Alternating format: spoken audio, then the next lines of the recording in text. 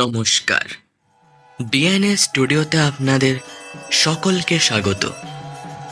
আজ আপনাদের জন্য এই শুভ মহালয়ে মায়ের আগমনে আমাদের বিশেষ গল্প দুর্গা। আজ সকাল থেকেই মেঘলা আকাশ, সকালে এক পশলা বৃষ্টিও হয়ে গেল। তাতে আমরা অনেকেই মন খারাপ করে বসেছিলাম বাড়িতে। পুজো সবার কাটুক আনন্দে, সবাই ভালোবাসা পাক, এই আশা আমরা করি। আজ আপনাদেরকে শুভ মহালয়ার প্রীতি ও শুভেচ্ছা জানিয়ে আমাদের বিশেষ গল্প দুর্গা পর্ব 1।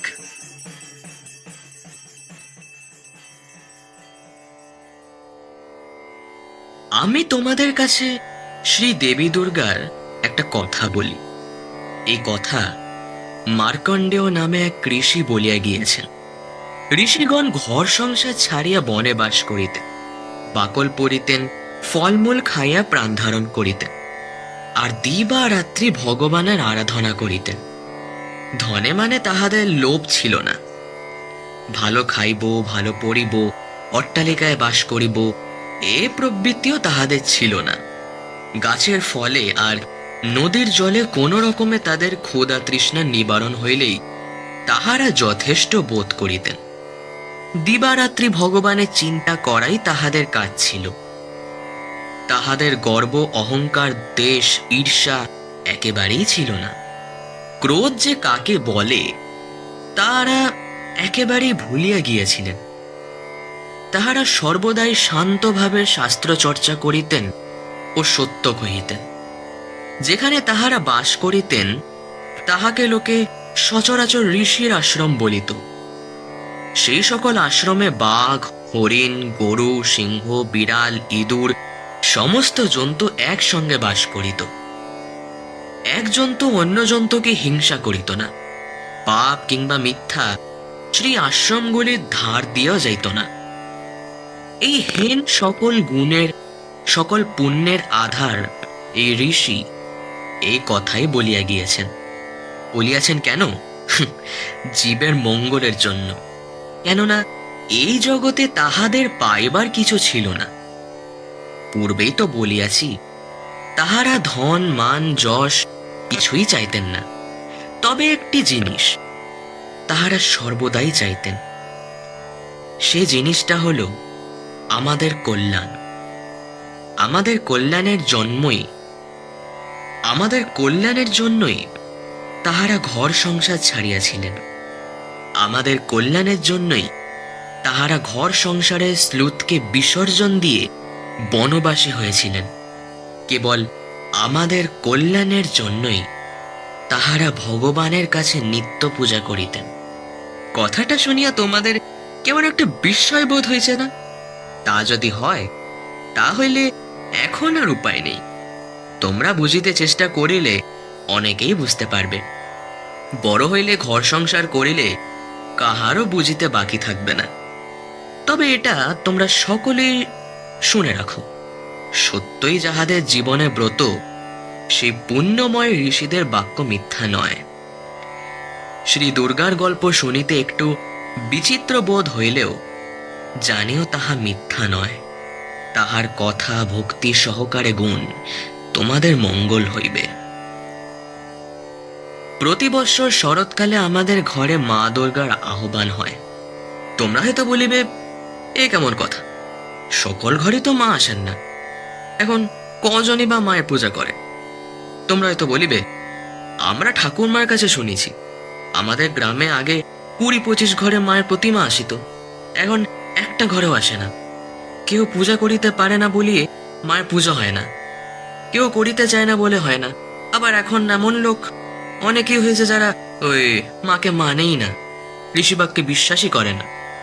তা হোক, মা আসেন, আমাদের গ্রামে আসেন, ঘরে ঘরে আসেন, থাকেন। যে ভক্তি করে তাহার ঘরে আসেন, যে ভক্তি করে না অথবা মাকে মানে না তাহার ঘরেও আসেন। তোমরা তো জানো না, তোমাদের হৃদয়ে এক একটা মায়ের ঘর। তোমরা এত কাল খোঁজ করো নাই, বর্ষে বর্ষে শরৎকাল খোঁজ করিয়া দেখিও, তাহলে বুঝতে পারবে। হয়তো কেউ বলবে, মা কি শুধু আশ্বিনের মাসেই আসেন আর সারা বৎসর ভিতরে একবারও আসেন না? তা কেন? মা নিত্যা সর্বদাই আমাদের হৃদয় আছেন, কিন্তু আমরা সকলে সব সময় তা তো বুঝিতে পারি না। কিন্তু আমাদের উপর মায়ের এক কৃপা থাকে, কেন তা জানি না। এই কৃপা কতদিন হইতে চলিয়া আসিতেছে তাও জানি না, আর কতদিন চলবে তাও বলতে পারবো না। সমস্তই মায়ের ইচ্ছা। কোন যুগ যুগান্তর হইতে বাংলার উপর মায়ের এই কৃপা চলিয়া আসিতেছে।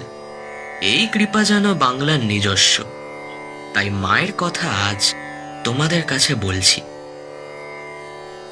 বঙ্গভূমে শ্যাম বসন পড়িয়া, কুমুদ কহলারে কবরী সাজিয়া, জলে জলে তরঙ্গ তুলিয়া মাকে আহ্বান করেন।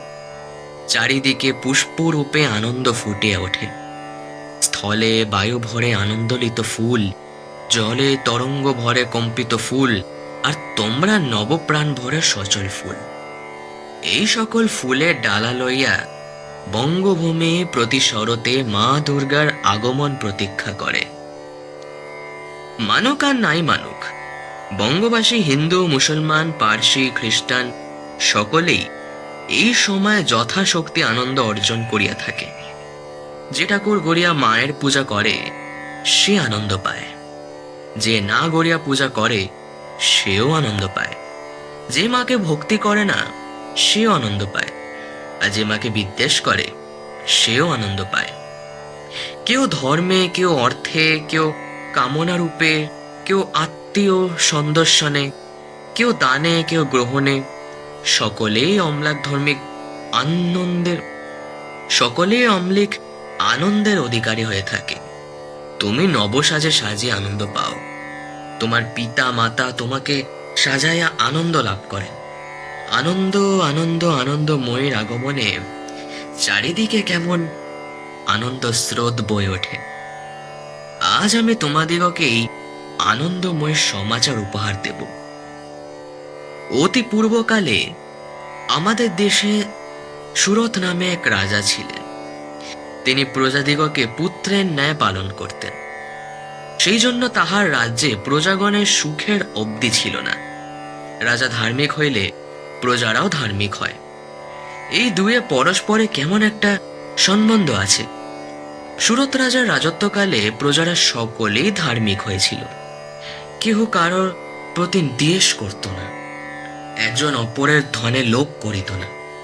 সকলে নিজ নিজ উপার্জনের স্ত্রী, পুত্র, কম্বাকগণকে পালন করিত এবং নিজ নিজ অবস্থাতেই সন্তুষ্ট হয়ে থাকত। অতিথি অভ্যাগত আসিলে গৃহস্থ ভক্তি সহকারে তাহার সেবা করিত। দেবতা ও গুরুজনের তাহাদের অশেষ ভক্তি ছিল। ধার্মিকের প্রতি দেবতারা প্রসন্ন হন। দেবতা প্রসন্ন হইলে সঙ্গে সঙ্গে প্রকৃতিও প্রসন্ন হয়ে ওঠে। এই জন্য সুরত রাজার রাজত্বকালে প্রজাগণ সুখী ছিল। সে সময় দেশে বৃষ্টি হইত, সুবর্ণবর্ণ সম্ভাবারে পৃথিবী সর্বদা ভরিয়া থাকিত। আদি ব্যাধি, দুর্ভিক্ষ, মহামারী এসব কিছুই ছিল না। গৃহস্থের ঘর ধনধান্যে সর্বদাই থাকত। গাভী সকল প্রচুর দুগ্ধ দান করিত। নদী সকল দিয়া সকল সময় নির্মল জল প্রবাহিত হতো। দিঘি সরোবর সকল মৎস্যে পূর্ণ থাকিত। জলের ওপর জলচর পক্ষী সকল তরঙ্গের সঙ্গে নৃত্য করিত। গাছে গাছে পাখির গানে আকাশ ভরে উঠত। সেই গানের সুরে সুরে শ্লুত বালক বালিকা সকলেই সুমধুর গানে ও নৃত্যে গ্রাম হয়ে উঠত আনন্দের ধারা। কিন্তু দেশের এই সুখের অবস্থা বেশি দিন রইল না। রাজা সুরথের মনে অহংকার জন্মালো। প্রথমে তিনি নিজে মাঝে মাঝে নগর হইতে বাহির হইয়া প্রজাদের অবস্থা দেখিয়া আসিতেন। তিনি যেখানেই যাইতেন সেখানেই দেখিতেন প্রজারা সুখী আছে। যদি কোনো সময় কোথাও কোনো প্রজার অসুখের কারণ হইত, রাজা তখনই তাহার প্রতিকার করিতেন। রাজার দৃষ্টির ভয় বিপদ প্রজাদের ঘরে প্রবেশ করিতে সাহস করিত না। এইরূপে কিছুকাল নিজেকে পরীক্ষা করিয়া রাজা যখন দেখিলেন প্রজার গৃহে আর অমঙ্গলের চিহ্ন মাত্র নেই, যখন গ্রামে গ্রামে ঘরে ঘরে কেবল শান্তি ভিন্ন আর কিছুই তিনি দেখিতে পারলেন না, তখন তিনি মনে করিলেন এইবারে আমার বিশ্রাম লইবার সময় আসিয়াছে। এই মনে করিয়া তিনি পাত্র মিত্র অমাত্যা ভিত্ত এ সকলের ওপর প্রজাদের তত্ত্ব লইবার ভার দিয়া কিছুদিনের জন্য পুরো মধ্যে বাস করিতে লাগিলেন। পাত্রমিত্রেরাই তাহার হইয়া রাজ্য করিতে লাগল। তিনি একবার পুরমধ্য হইতে বাহির হইয়া তাহাদের কাছে প্রজাদের সংবাদ আইতেন। তাহারা এক বাক্যে বলে, প্রজারা বেশ সুখেই আছে। তিনি শুনিয়া সন্তুষ্ট হইয়া আবার ঘাটির মধ্যে প্রবেশ করিতেন। কিন্তু তা কি কখনো চলে? তোমার ঘর তোমার সংসার তুমি না দেখিয়া তুমি শুধু চাকর বাকরের ওপর ভার দিলে, কখনো কি সংসার সুশৃঙ্খলে চলে? রাজ্য হইতেছে রাজার সংসার, সমস্ত প্রজা তার সন্তান। তিনি প্রজা সকলকে যে চোখে দেখিতেন, অন্যেরা সেই রূপে দেখিবেন কেন? তাহার ওপর রাজা ভগবানের অংশ, তিনি মহতে দেবতা, কেবল মানুষের রূপ ধরিয়া আসেন, মানুষের রূপ ধরিয়া রাজ্যের মঙ্গল বিধান করেন।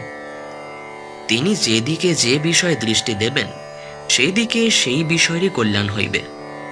রাজা সুরত পূর্বে গ্রাম হইতে গ্রামান্তরে যাইয়া প্রজাদের অবস্থা দেখিতেন। যখন তিনি প্রজাদের প্রতি স্নেহ নয়নে দৃষ্টিপাত করিতেন, তখনই দেশের যত অকল্যাণ, মারি ভয়, অন্য রাজার ভয়, চোর ভয়, অগ্নি ভয় সব দূরে পালিয়ে যেত। এখন তো আর তাহা নয়। রাজা প্রাসাদের ভিতরে থাকেন, সুতরাং কর্মচারীরা নিজেরা যাহা ভালো বুঝিতে লাগিল তাহাই করিতে লাগল। পাত্রমিত্র সকলেই আর খাঁটি লোক হইতে পারে না। পাত্রমিত্র সকলেই তো আর খাঁটি লোক হইতে পারে না। সুতরাং সকলে ধর্ম বজায় রাখিয়া কাজ করিতে পারিল না। কাজেই লুকাইয়া লুকাইয়া রাজ্যে অকল্যাণ প্রবেশ করিতে লাগিল। দেশে একবার পাপ প্রবেশ করিলে দেশবাসী সকলকেই সেই পাপ অল্প বিস্তার স্পর্শ করে। রাজা হইতে আরম্ভ করিয়া তুচ্ছ প্রজা কেহই আর পূর্বের মতো ধার্মিক রইল না। রাজা ক্রমে কর্মচারীদের চাটুবাক্যের বশীভূত হইলেন। কর্মচারীরা এক বলিয়া এক করিতে লাগল। প্রজাদের মধ্যে পরস্পরে আর সেরূপ সদ্ভাব ভালোবাসা রইল না। এক সময় এক অধার্মিক অনাচার রাজা কোথা হইতে আসিয়া তাহার রাজ্য আক্রমণ করল। সেই অধার্মিক রাজার সৈন্যগণও অনাচার। তাহারা রাজার সঙ্গে দলে দলে সুরথের দেশে প্রবেশ করিতে লাগল। সহস্র সহস্র লক্ষ লক্ষ কোটি কোটি সেই অনাচার রাজার অনাচার প্রজা আমাদের দেশ ছাইয়া ফেলিল। ঋষিরা তাহাদিগকে যবন বলিয়াছেন। তাহারা নানা অখাদ্য খাইত। হিন্দুর প্রবৃত্ত আহারে তাহাদের রুচি হইত না। দেশের মধ্যে প্রবেশ করিয়াই তাহারা নিরীহ প্রজাদের ওপর অত্যাচার আরম্ভ করল। তাহারা এক ঘর হইতে অন্য ঘর, এক গ্রাম হইতে অন্য গ্রাম, এক নগর হইতে অন্য নগর আগুন দিয়া পোড়াইতে লাগল। সম্বের ভাণ্ডার লুণ্ঠন করল, দুগ্ধবতী গাভী সকলে প্রাণবধ করিতে লাগল। রাজ্য মধ্যে হাহাকার পড়িয়া গেল। রাজ্য সুরত ভীরু ছিলেন না। রাজা সুরত কিন্তু ভীরু ছিলেন না। তিনি এই উৎপাদের সংবাদ পাইয়েই নিজের সৈন্য সমস্ত লইয়া সত্যদের সঙ্গে যুদ্ধ করিতে গমন করলেন। রাজার লোকবল বেশি ছিল। এই যবনরাজ তাহার আক্রমণ সহ্য করা অসম্ভব মনে করিল, তাই সে সম্মুখ যুদ্ধ সাহস করিল না। সে বুঝিল কৌশলে রাজাকে হারাইতে না পারলে চলিবে না। রাজার কর্মচারীদের উৎকোচ চিত্তে হবে। শুধু তাই নয়, লুকাইয়া লুকাইয়া প্রজাদের ভিতরে বিবাদ বাঁধাইতে হবে। যখন রাজার কর্মচারীদের ধর্মবল গেল আর প্রজারা পরস্পর বিদ্বেষ করিয়া দুর্বল হইল, তখন সে তাহাদিগকে নানা লোভে বশ করিয়া আপনার পক্ষ করিয়া লইল এবং সেই সকল বিশ্বাসঘাতক দিকে সহায়তায় সহজেই রাজা সুরতকে পরাস্ত করিয়া দিল। ঋষি বলিয়াছেন, সেই সকল যবনেরা রাজা সুরতের অপেক্ষা বলহীন হইলেও তাহাকে যুদ্ধে পরাভূত করিয়াছিল।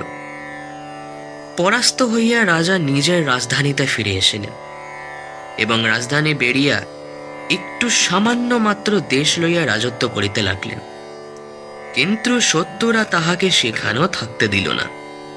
তাহা সেই অধার্মিক দূরত্বা অমাত্য সকল তাহাকে দুর্বল বুঝাইয়া তাহার হাতি ঘোড়া টাকা কড়ি সব লুট করে লাগলো এবং তাহাকে একেবারে ক্ষমতাহীন করিয়া ফেলল। এরূপ অবস্থায় তিনি আর দেশে কেমন করিয়া থাকতে পারেন?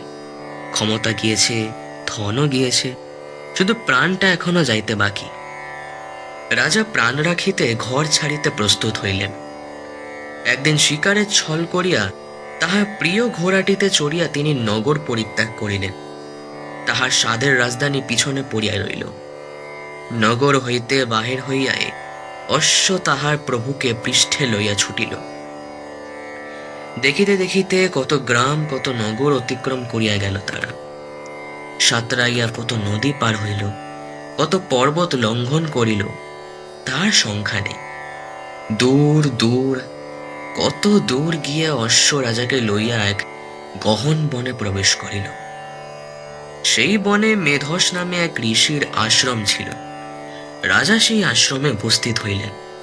পথে আসিতে আসিতে দেখিলেন বিধর্মীরা সমস্ত দেশ অধিকার করেছেন, সঙ্গে সঙ্গে পাপ দেশটাকে ছাইয়া ফেলেছেন।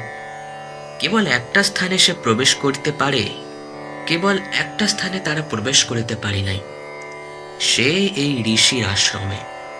সে ঋষির আশ্রম শোভার কথা তোমাদের কেমন করিয়া, সে আশ্রমের শোভার কথা তোমাদের কেমন করিয়া বলিব?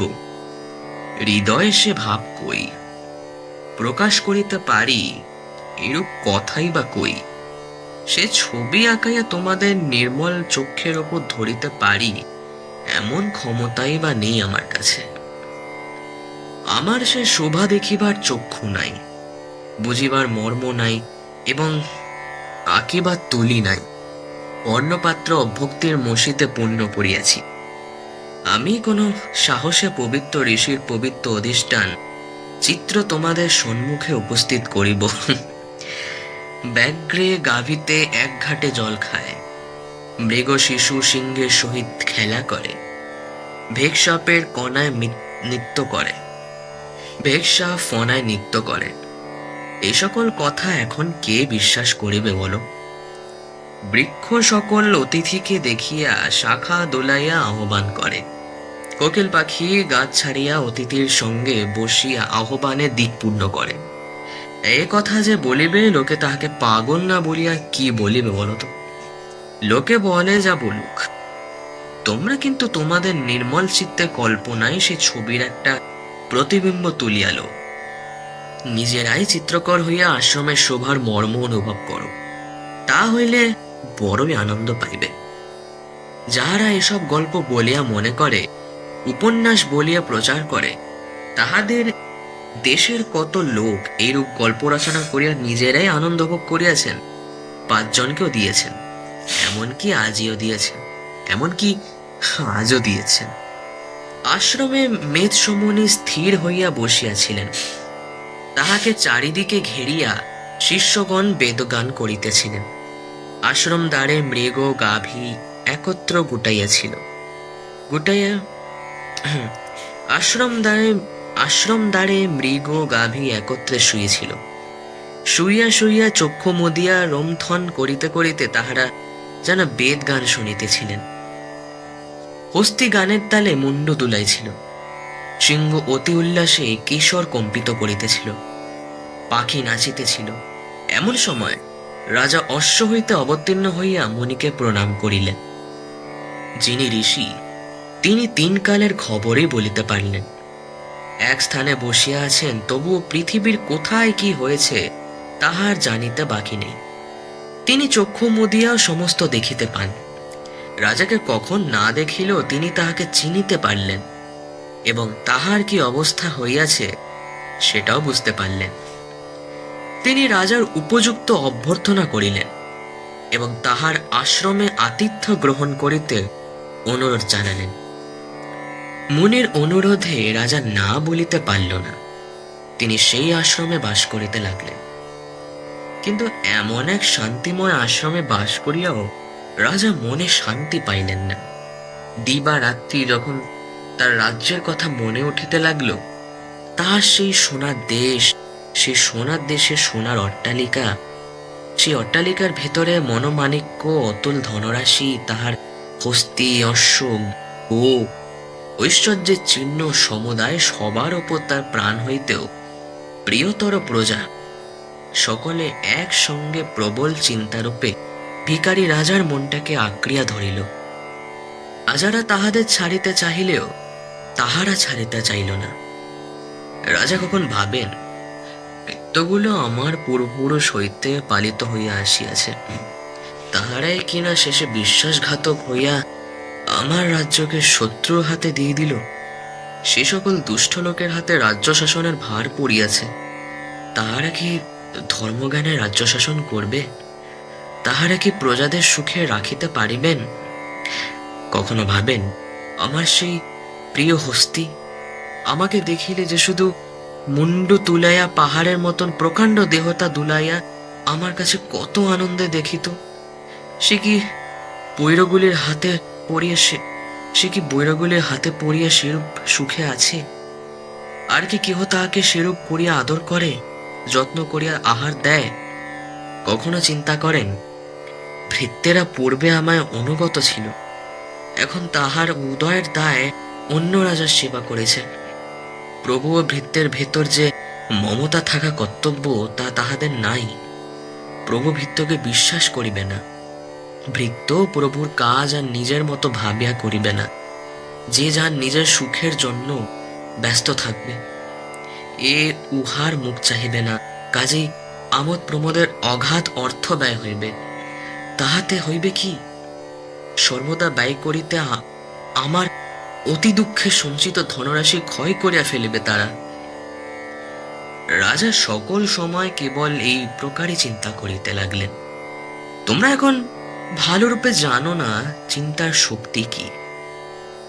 সে একবার মনকে আশ্রয় করিতে পারিলে তাকে ত্যাগ করা ভারী কঠিন, বরং বাঘ ভাল্লুকে তাড়াইয়া দেওয়া সহজ, কিন্তু চিন্তাকে মন হইতে তাড়াইয়া দেওয়া খুবই কঠিন। বলিলেন, চিন্তার সঙ্গে যুদ্ধ করিয়া যিনি জয়লাভ করিয়াছেন তিনি বড় যোদ্ধা, তিনি পৃথিবীর মধ্যে সর্বশ্রেষ্ঠ বীর। রাজা সুরত চিন্তার জ্বালায় অস্থির হইলেন। তিনি কখন উঠেন, কখন বসেন, কখনো বা তপবনের চারিদিকে ঘুরিয়া বেড়ান। প্রাণে প্রাণে তাহার এক মুহূর্তের জন্য শান্তি রইল না।